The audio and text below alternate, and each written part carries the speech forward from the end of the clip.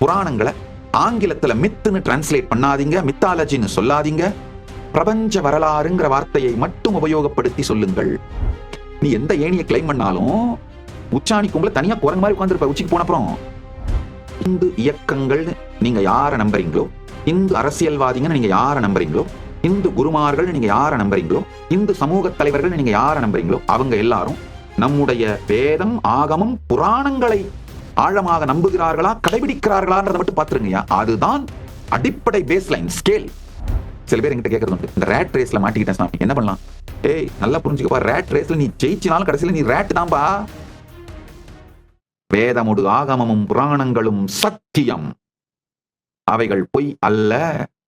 சனாதன ஹிந்து தர்மம் சத்தியம். அவைகள் சொல்லும் எல்லா உயர்நிலைகளும் மனிதனுக்கு சத்தியம். Multiple Puranas different reference centres use பண்ணாலும் கன்சிஸ்டன்ட் ரேஷியோவை தான் ஈல்ட் ஆகுதுங்க. ஃபைனலா ரேஷியோ போட்டோம்னா இது மொத்தமும் புனைப்பு படைப்பு அல்ல, புனைதல் அல்ல அப்படிங்கறத மிக தெளிவா ப்ரூவ் பண்ணுது.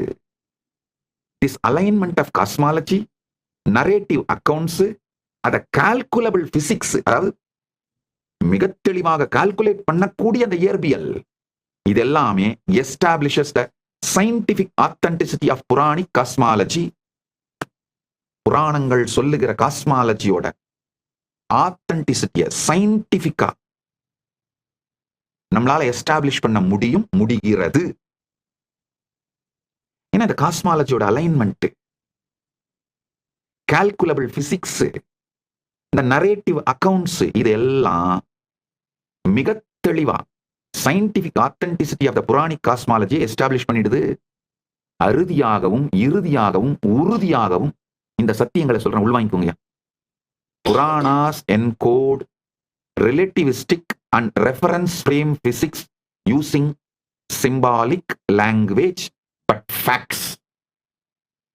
By decoding the cyclic spiral time, reference-based distance, and loca-specific time dilation, we can reconstruct a coherent cosmic model that reveals the divinity to the science. புராணங்கள் மிகவும் முன்னேறிய ரிலேட்டிவிஸ்டிக் அண்ட் ரெஃபரன்ஸ் ஃப்ரேம் பிசிக்ஸை உபயோகப்படுத்தி மிக தெளிவாக இந்த சத்தியங்களை document பண்ணியிருக்காங்க. அதாவது இந்த சைக்ளிக் ஸ்பைரல் டைமை டீகோட் பண்ணி, ரெஃபரன்ஸ் பேஸ்டு டிஸ்டன்ஸை டீகோட் பண்ணி, லோகா ஸ்பெசிபிக் டைம் டைலேஷனை, கால விரிவை டீகோட் பண்ணி பார்த்தோம்னா புராணங்கள் சொல்ற இந்த காஸ்மிக் மாடலை ரொம்ப கொஹரண்டா நம்மளால ரீகன்ஸ்ட்ரக்ட் பண்ண முடியுது. இது இந்த யுகத்தின் அறிவியலுக்கு மிக தெளிவாக இந்த பரம சத்தியங்களை காட்டுகிறது. சனாதன இந்து தர்மம் சத்தியம், வேதமுடு ஆகமமும் புராணங்களும் சத்தியம். ஒரு 2-3 கதைகளை சொல்றேன், கேட்டுக்கோங்க. பிரபஞ்ச வரலாற்று பதிவுகள் தான் புராணம். பாகவதத்துல ஒரு அழகான ஒரு வரலாற்று பதிவு இருக்கு. எப்படி பல ஸ்ரத்தையோடு உண்மையை தேடுகின்ற பல ஊடகங்கள் ஆலயங்களிலே பிரதிஷ்டை செய்யப்பட்டிருக்கின்ற இறைவனுடைய விக்கிரகங்களை திருமேனிங்கிற வார்த்தையால சொல்லி, சில அப்படின்ற வார்த்தையை தவிர்த்து விட்டு திருமேனிங்கிற வார்த்தையை உபயோகப்படுத்த ஆரம்பிச்சிருக்காங்களோ, ரொம்ப நல்ல ஊடகங்கள் ஆலயங்களிலே பெருமான் அர்ச்சாவதாரமாக எழுந்தருளி இருக்கின்ற அந்த விக்கிரகங்களை திருமேனி என்கின்ற வார்த்தையாலே சொல்ல துவங்கி இருக்கிறார்கள். அது மிகப்பெரிய எனக்கு சந்தோஷத்தை கொடுக்குது. அதே மாதிரி அந்த ஊடகங்கள் எல்லாம் தயவு செய்து இதுக்கு மேல புராணத்தை பிரபஞ்ச வரலாறு என்கின்ற வார்த்தையாலே சொல்ல வேண்டும் என்று வேண்டுகோள் வைக்கின்றேன். அதாவது இந்து மதத்தை ஸ்ரத்தையோடு ஏற்றுக்கொள்ளுகிற எல்லோரும், எல்லா ஸ்ரத்தையோடு இருக்கின்ற இந்துக்களும் தயவு செஞ்சு புராணங்களை ஆங்கிலத்துல மித்துன்னு டிரான்ஸ்லேட் பண்ணாதீங்க, மித்தாலஜின்னு சொல்லாதீங்க. பிரபஞ்ச வரலாறுங்கிற வார்த்தையை மட்டும் உபயோகப்படுத்தி சொல்லுங்கள். காஸ்மிக் ஹிஸ்டரி, பிரபஞ்ச வரலாறு, ஆங்கிலத்துல cosmic history, history of the universe அப்படிங்கிற வார்த்தைகளால சொல்லலாம். தமிழ்ல பிரபஞ்ச வரலாறு அப்படின்னு சொல்லலாம். பாகவதத்திலே இருக்கின்ற ஒரு வரலாற்று நிகழ்வு. இதை புரிஞ்சுக்கிட்டு புராணங்களை படிச்சீங்கன்னாங்க, அப்பா, அது எவ்வளவு பெரிய ஞான களஞ்சியம், வரலாற்று பேரறிவு களஞ்சியம். இதை படிச்சீங்கன்னா நம்ம முன்னோர்கள் எவ்வளவு பெரிய சக்திமான்கள், எவ்வளவு உயர்ந்தவர்கள்னு புரிஞ்சு நம் முன்னோர்கள் மீது கடந்ததன் மீது மரியாதை வந்தால்தான் அதை எதிர்காலத்திலே மீண்டும் உருவாக்கும் திறனும் சக்தியும் தெளிவும் வருங்கய்யா. நல்லா புரிஞ்சுக்கோங்க. இந்துக்கள், இந்து மதத்தை வாழ்க்கையாக நம்புபவர்கள், இந்து இயக்கங்களின் தலைவர்கள், இந்து மதத்தை முன்வைத்து அரசியல் நடத்துபவர்கள், இவங்க எல்லாருமே புராணங்கள் மீதும், வேதம், ஆகமம், புராணங்கள் மீதும் ஸ்ரத்தை வந்து அவை சத்தியம் என்று புரிந்து கொண்டால்தான் அவங்க பொலிட்டிக்கல் பவரை கூட இந்து மதத்தோட இன்ட்ரெஸ்டுக்கு அட்வான்ஸ் பண்றதுக்கு யூஸ் பண்ணுவாங்க. இல்லைன்னா இந்து மதத்தை அவங்க பொலிட்டிக்கல் பவர் கெயின் பண்றதுக்கு தான் யூஸ் பண்ணுவாங்க.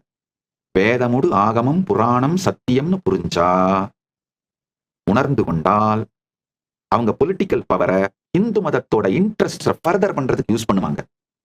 பொலிட்டிக்கல் பவரோ இல்ல ஜுடிஷியல் பவரோ இல்ல எக்ஸிகியூட்டிவ் பவரோ, அவங்களுக்கு என்ன பவர் இருக்கோ அதெல்லாம். இல்லைன்னா இந்து மதத்தை அவங்க பொலிட்டிக்கல் கெயினுக்கு யூஸ் பண்ணுவாங்க. அவ்வளவுதான். ஏன்னா உள்ளுக்குள்ள இந்த சத்தியங்கள் உண்மைன்னு புரிஞ்சு கன்வின்ஸ் ஆகலைன்னா மேம்போக்கா எப்படியே ஒரு சோசியலா விளையாடிட்டு விட்டுருவாங்க. இதோட ஆழம், முக்கியத்துவம் இதெல்லாம் புரியாமல் இந்து மதத்தை வெறும் ஒரு பொலிட்டிக்கல் பவர் கெயினுக்காகவும் இல்ல ஏதாவது ஒரு சோசியல் பவர் கெயின், ஏதாவது அந்த டைம்ல அந்த பவர் கெயினுக்காக யூஸ் பண்ணிட்டு விட்டுருவாங்க. இந்துக்களை விழித்துக் கொள்ளுங்கள். இந்து இயக்கங்கள் நீங்க யாரை நம்புறீங்களோ, இந்து அரசியல்வாதிங்கன்னு நீங்க யாரை நம்புறீங்களோ, இந்து குருமார்கள் நீங்க யாரை நம்புறீங்களோ, இந்து சமூக தலைவர்கள் நீங்க யாரை நம்புறீங்களோ, அவங்க எல்லாரும் நம்முடைய வேதம், ஆகமம், புராணங்களை ஆழமாக நம்புகிறார்களா, கடைபிடிக்கிறார்களான்றதை மட்டும் பார்த்துருங்கய்யா. அதுதான் அடிப்படை பேஸ்லைன் ஸ்கேல். ஒரு சின்ன சோசியல் மீடியா சேலஞ்ச். நீ are you living spiral or linear? Tell us, do you plan your life like climbing a ladder, always up, or dancing in a spiral, rhythmic? Which one actually makes you happier? Drop your honest answer below. அதாவது இந்த ஏணி மேல ஏறுற மாதிரியே உங்க வாழ்க்கை போயிட்டு இருக்கா? நல்லா புரிஞ்சுக்கோங்க. நீங்க வாழ்க்கையில எந்த ஏணி மேல ஏறினாலும் கடைசியில உச்சியில வந்து தனியா உட்காந்து குரங்கு மாதிரி இருக்கும். சில பேர் என்கிட்ட கேட்கறது உண்டு, இந்த ரேட் ரேஸ்ல மாட்டிக்கிட்டேன் சாமி, என்ன பண்ணலாம்? ஏய், நல்லா புரிஞ்சுக்கப்பா, ரேட் ரேஸ்ல நீ ஜெயிச்சினாலும் கடைசியில நீ ரேட் தான்பா. நீ எந்த ஏணியை கிளைம் பண்ணாலும் உச்சாணி கும்பல தனியா குரங்கு மாதிரி உட்காந்துருப்ப உச்சிக்கு போன அப்புறம். அப்படி வாழறீங்களா?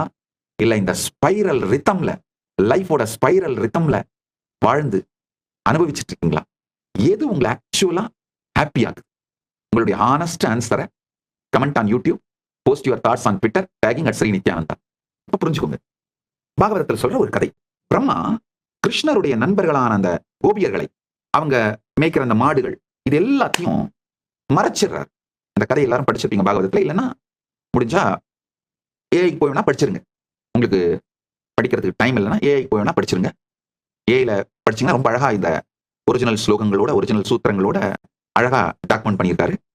இந்த ஒரிஜினல் நிகழ்வு அப்படியே டாக்குமெண்ட் பண்ணியிருக்காரு வியாசர். கிருஷ்ணர் வந்து அவருடைய ஃப்ளூட்டை பிளே பண்ணிட்டு விருந்தாவனத்துல ஃப்ரெண்ட்ஸோட, மாடுகளோட, மற்ற கன்றுகளோட, விலங்குகளோட இருக்காரு. இந்த பிக்னிக் போயிருக்காங்க. அவங்க அந்த மாடுகள் எல்லாம் மேய்ச்சிட்டு இந்த ஃப்ளூட் மியூசிக் எல்லாம் என்ஜாய் பண்ணிட்டு அவங்க எல்லாம் ஆனந்தமா இருக்காங்க. பிரம்மாவுக்கு ஒரு அடி மனசுல ஒரு ஆழமான ஒரு கியூரியாசிட்டி. எல்லாரும் சொல்றாங்களே பரந்தாமனே கிருஷ்ணனா வெளிப்பட்டு இருக்கான்னு, சாத்தியமா? இங்க மேல பார்த்தா அவர் பாட்டுக்கு இந்த யோக நிதிரையெல்லாம் படுத்திருக்காரு, நானும் பார்த்தேன். ஆனா இங்க இந்த சின்ன பையனா உட்காந்து விளையாடிட்டு இருக்கான், அவரே இங்க வந்து விளையாடிட்டு இருக்கிறதா சொல்றாங்க. உண்மைதானா? ஓவரா கதை சொல்லிட்டு இருக்காங்களே. இல்ல ஒருவேளை அவங்க எல்லாரும் அந்த கிருஷ்ணனோட கரிஷ்மால விழுந்து தேர் என்சாண்டட், ஒருவேளை அந்த சுத்தி இருக்கவங்களாம் அவனுடைய கிருஷ்ணனோட கரிஷ்மால விழுந்துட்டதுனால கிருஷ்ணனையே கடவுள்னு சொல்றாங்களா? என்னதான் நடக்குது? 10வது ஸ்காந்தத்துல 13வது கேண்டோல பாகவத புராணம் இதை டாக்குமெண்ட் பண்ணுது. பிரம்மா ரொம்ப கியூரியஸா இருந்து என்ன பண்றாரு, அந்த மொத்த கோபியர்களையும் பசுக்களையும் மறைச்சிடுறாரு. தஸ்மாத் கூகம் ஸ்தானம் ஜக்ருஹே.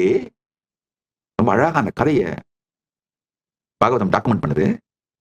தஸ்மாத் கூகம் ஸ்தானம் ஜக்ருஹே வத்சான் கோபான் அதாபரே பிரம்மா ஸ்வாயாம் சக்யா தேஷாம் நித்ராம் ஜகௌ ஹரேர் நிருப. பிரம்மா மாயையான மறைவு நிறைந்த இடத்திலே கன்றுகளையும் கோபால குழந்தைகளையும் ஒளித்து வைத்தான். தன் சொந்த மாயா சக்தியால் ஹரியின் நண்பர்களான அவர்களை ஆழ்ந்த உறக்கத்தில் ஆழ்த்தினான். கதை.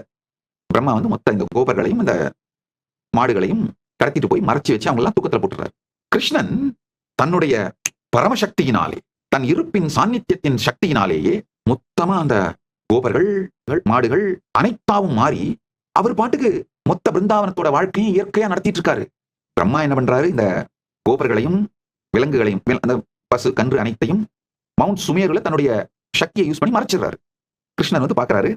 பார்த்துட்டு இவங்கெல்லாம் யாரும் காணாம பார்த்து ஒரு வினாடி கூட அவர் கலங்கல. தன்னுடைய யோக சக்தியினாலே அத்தனையும் அப்படியே creating identical duplicate boys and cops indistinguishable from the original. அதாவது மூலத்திற்கு ஒரிஜினலுக்கு எந்த விதமான வித்தியாசமும் இல்லாத அப்படியே காப்பியை தன்னுடைய யோக சக்தியால் உருவாக்கிறார். உருவாக்கி அந்த கோபர்கள், அந்த ஆடு மாடுகள் எல்லாம் அவங்க கண்டினியூ, அவங்க விளையாடுறாங்க, சாப்பிடுறாங்க, லிவிங் நார்மல் லைஃப். இது ஒரு ஃபுல், இந்த பூமண்டலத்துல ஒரு ஃபுல் வருஷம் பீரியடுக்கு நடக்குது. எல்லாம் ஸ்மூத்தா போயிட்டு இருக்கு. பிரம்மா வந்து திரும்ப எட்டி பாக்குறாரு. நடுநடுங்கி போயிடுறாரு பிரம்மா. என்னையா, என்ன நடக்குது? நான் தான் எடுத்து மறைச்சு வச்சேன். இங்க பார்த்தா கிருஷ்ணன் அந்த கோபர்களோடும் அந்த விலங்குகளோடும் ஒண்ணுமே நடக்காத மாதிரி வாழ்ந்துட்டு இருக்காரு. உடனே பிரம்மா என்ன பண்றாரு, கரெக்டா அந்த சுமேரு வெட்டி பாக்குறாரு. பார்த்தா அவர் எடுத்து போய் ஒளிச்சு வச்ச அந்த ரியல் அந்த பாய்ஸ், அந்த ஆடு மாடுகள் எல்லாம் தூங்கிட்டு அங்கதான் இருக்கு. ஆனா இங்க தனியா இருக்காங்க. இங்க இவங்க அதே மாதிரி, அதே பசங்க, அதே கோபர்கள், அதே ஆடு மாடுகள் அங்கேயே இருக்கு. இங்க பிருந்தாவனத்திலையும் இருக்கு. ஒரு வினாடியில் பிரம்மா விழித்துக் கொள்ளுகின்றார். அவருடைய புத்திக்கு தெளிவு வந்து விடுகின்றது. கிருஷ்ணர் தன்னுடைய யோக சக்தியினாலே இது மொத்தமாகவும் விரிந்து இயல்பாக பிருந்தாவனத்தை நடத்தி கொண்டிருக்கின்றார் அப்படின்னு. இது பிரம்மாவுக்கு புரிஞ்ச உடனேயே கிருஷ்ணன் தன்னுடைய 4 கரத்தோடு சதுர்புஜனாக விஷ்ணு வடிவத்தை காட்டி ஒவ்வொரு கோபனும் ஒவ்வொரு பசுவும் கன்றும் தானே என்பதையும் அது ஒவ்வொன்றுத்துக்குள்ளேயும் இந்த பிரபஞ்சமே இருப்பதையும் காட்டுறார். பிரம்மா நடுநடுங்கி போய் கிருஷ்ணனுடைய மகிமையை துதித்து போற்றி தன்னுடைய தவறை ஒப்புக்கொண்டு பெருமானை சோதித்ததற்கு மன்னிப்பு கேட்டு அந்த ஒரிஜினல் கோபர்களையும் இந்த விலங்குகளையும் எல்லாத்தையும் ரிலீஸ் பண்ணி விட்டுறாரு. இந்த கிருஷ்ணர் மேனிஃபெஸ்ட் யோக சக்தியால மேனிஃபெஸ்ட் பண்ணாலே அவங்க எல்லாம் அவருக்குள்ளேயே மறைஞ்சிடறாங்க. அவருக்குள்ளேயே திரும்பி எடுத்துறாங்க. எடுத்துட்டு நார்மல்சியை ரீஸ்டோர் பண்ணிடுறாரு கிருஷ்ணன் பிருந்தாவனத்துல. முதலியே நார்மல்சியில தான் வச்சிருந்தாரு. இப்ப எடுத்துட்டு ஒரிஜினல் நபர்களை விட்டுட்டு நார்மல்சியை மேனேஜ் பண்ணிடுறாரு. க்ஷணம் ஆகதோ பிரம்மா தம் திருஷ்ட்வா விஸ்மிதம் மானசக ஏகவர்ஷம் கிருதம் தஸ்ய கோபானாம் வத்சவத்சலாஹா. ஒரு கணமே சென்றதாக நினைத்து திரும்பி வந்த பிரம்மா அதை பார்த்தவுடன் வியப்பில் ஆழ்ந்தான். அவன் இல்லாத அந்த ஒரு கணம் கோபாலர்களுக்கும் கன்றுகளுக்கும் ஒரு முழு வருடம் ஆகிவிட்டதை கண்டான். இது வரலாறு, நடந்த வரலாறு. இந்த டைம் டைலேஷனை பத்தி உங்களுக்கு தெளிவா புரிய வைக்குது. பிரம்மாவுக்கு வந்து ஒரு க்ஷணம் அவர் நினைச்சது இங்க ஒரு வருடம், பூலோகத்துல ஒரு வருடம். ஆக்சுவலா அவர் பூலோகத்துல தான் மறைச்சு வைக்கிறாரு. ஆனா அவருக்கு வந்து ஒரு க்ஷணம் தான் மறைச்சு வச்சுதான் அவர் நினைச்சாரு. ஒரு க்ஷணத்துக்குள்ள திரும்பி பார்க்கும்போது இங்க ஒரு வருடம் ஆயிருந்து. ஆனா அந்த ஒரு வருடத்தாலே இந்த மாற்றமும் இல்லாமல் கிருஷ்ணன் தன்னுடைய யோக சக்தியினாலே இந்த லீலையை நடத்திட்டு இருக்கார். இந்த டைம் டைலேஷனை பத்தி நீங்க புரிஞ்சுக்கிறதுக்கான வரலாற்று பதிவு. வெறும் இந்த 28 நாள் மட்டும் எனக்கு கொடுங்க. எனக்கு கொடுங்கன்னா நான் உடனே உங்களை ஆசிரமத்துக்கு வந்துருங்கலாம் கூட கூப்பிடல. அப்படி வந்திருக்க முடிஞ்சா வாங்க. கைலாசா திருவண்ணாமலையோட கதவுகள் திறந்தே இருக்கின்றன. இலவசமாக பரமசிவ சேனை நிகழ்ச்சி நடக்குது. உணவு, தங்குமிடம், வகுப்புகள் அனைத்தும் இலவசமாக கொடுத்து வகுப்பு கொடுக்குறேன். அது 5 லட்சம் ரூபாய் பெருமானுடைய ப்ரோக்ராம் இலவசமா கொடுக்குறேன். அது ஒரு பக்கம்.